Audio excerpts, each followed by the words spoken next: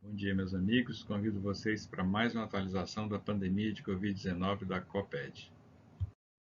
Hoje nós trazemos mais uma atualização epidemiológica e vamos responder algumas perguntas dos cooperados sobre a Covid-19.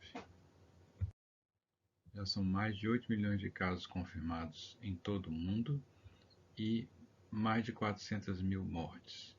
O Brasil ocupa o segundo lugar em número de casos, com 888.271 casos confirmados, e também o segundo lugar em mortes pela Covid-19, com 43.959 mortes, infelizmente. No estado do Ceará, são quase 80 mil casos confirmados de Covid-19, 5.041 óbitos, o que dá uma letalidade de 6,3 para 100 mil. Se observa também uma redução de leitos ocupados nas UPAs, na taxa de ocupação das UTIs e na taxa de ocupação das enfermarias, o que parece indicar um declínio da pandemia em nosso estado.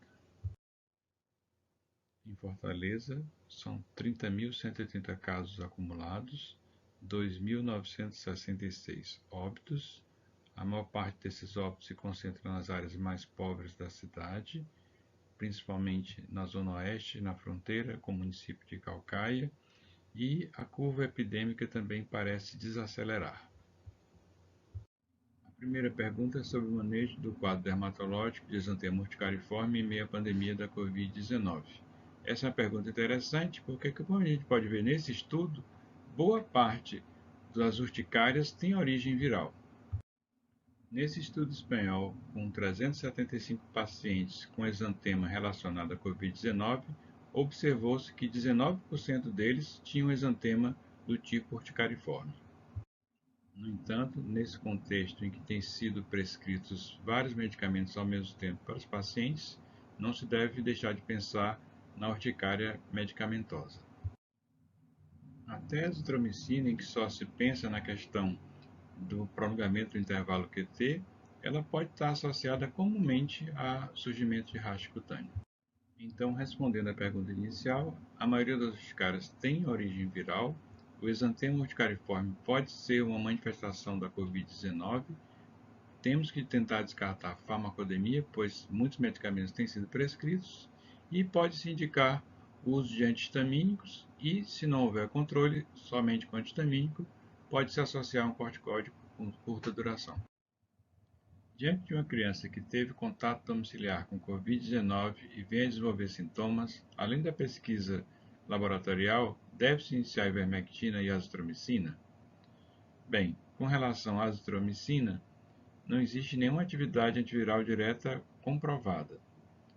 Potencialmente, existem efeitos imunomoduladores indiretos, e deve-se lembrar do risco de prolongamento do intervalo QT, sobretudo quando utilizada em associação com a hidroxicloroquina e a cloroquina. Já com relação à ivermectina, está demonstrado que ela tem efeito in vitro contra o SARS-CoV-2.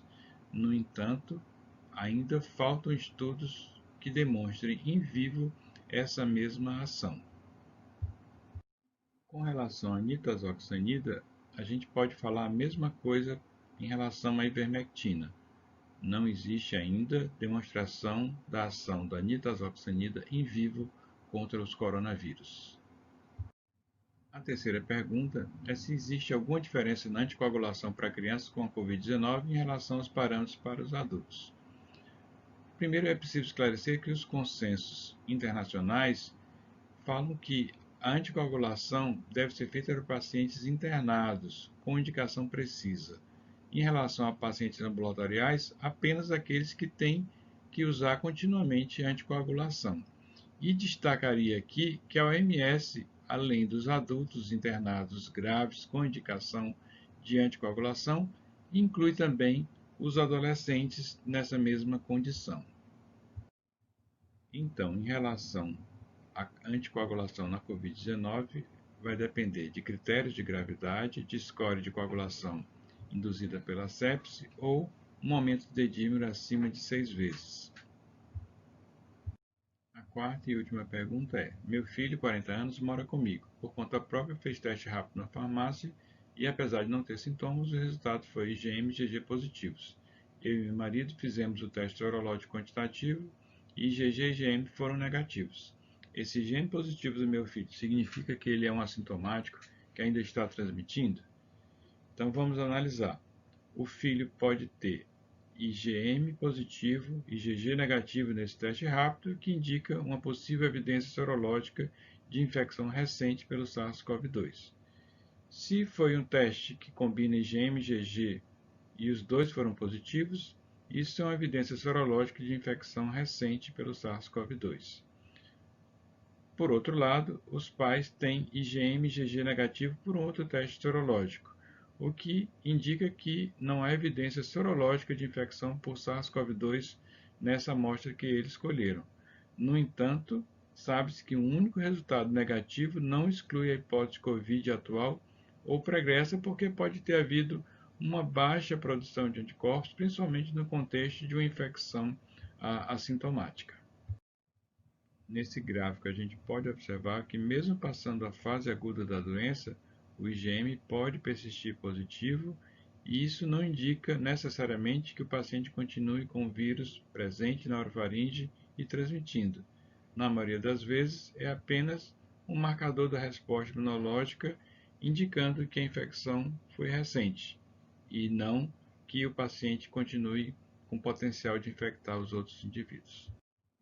Gostaria de encerrar desejando uma boa semana para todos e esperando por mais perguntas para a próxima semana.